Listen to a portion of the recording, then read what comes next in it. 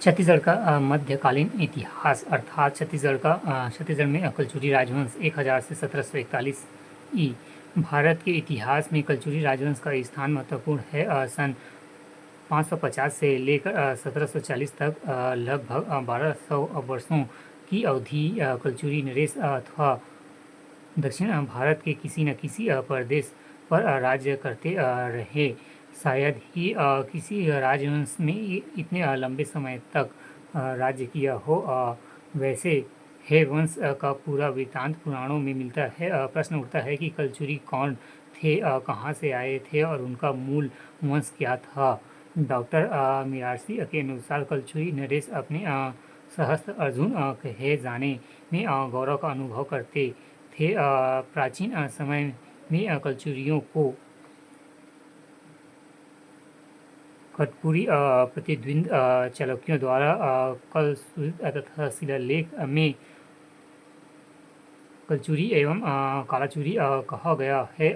कुछ विद्वान विशेषकर डॉक्टर देवदत्त पंत एवं भंडाकर चंद्रदाई के पृथ्वीराज रासों के आधार पर इन्हें विदेशी मानते हैं, किंतु डॉक्टर मिरासी ने इसका खंडन किया है।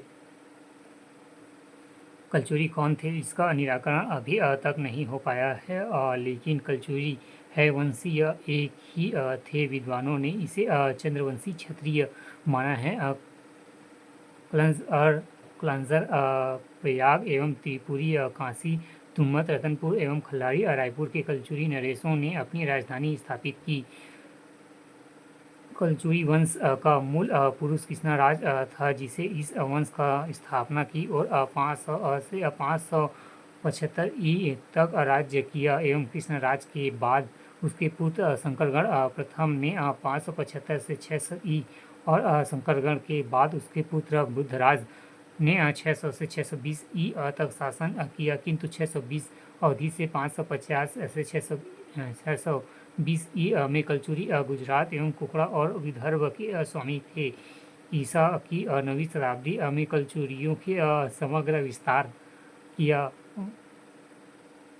वाम राजदेव ने गोरखपुर प्रदेश पर आधिपत्य कर अपने भाई लक्ष्मण राज को गद्दी पर बैठाया। ये सरयू पार के कलचुरी कहलाए।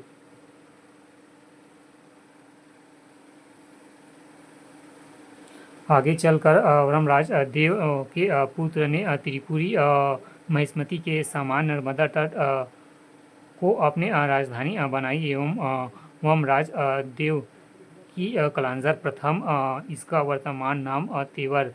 इस समय कलचुरियों को चेटू एवं या नंदी नरेश कहा जाता था। त्रिपुरी में स्थायी रूप से राजधानी स्थापित करने का श्रेय कोकलम प्रथम 875 से 900 ई को है।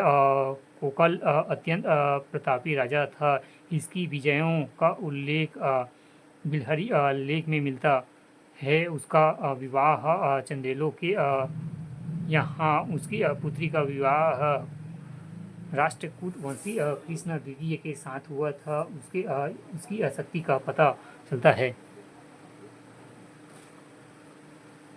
प्राप्त उत्कीर्ण प्रशस्तियों के अनुसार कोकल देव प्रथम के 18 पुत्रों में से सबसे बड़े पुत्र शंकरगढ़ द्वितीय मुंगतुंग 900 से 925 ई को त्रिपुरी की गद्दी प्राप्त हुई एवं बिलहरी अभिलेख से ज्ञात होता है कि मुंगतुंग के लगभग 900 ईसा पूर्व से कोसल के राजा को पराजित कर कोसल पर अधिकार कर लिया गया था एवं कोकल के अन्य पुत्र अर्थात मुंगतुंग के अनुजों में कुछ त्रिपुरी के निकट मंडलों के मंडलाधिपति बने तथा कुछ भाइयों को बिलासपुर जिले के कुछ मंडल प्राप्त हुए, जिनमें से एक लाफा जमींदार के अंतर्गत तुमत में जाकर जमा किया गया। तुमत की शाखा एवं महाकोशल को स्वतंत्र कराने में लगी रही, जबकि त्रिपुरी की मूल गद्दी ने अपने विस्तार उत्तर नेपाल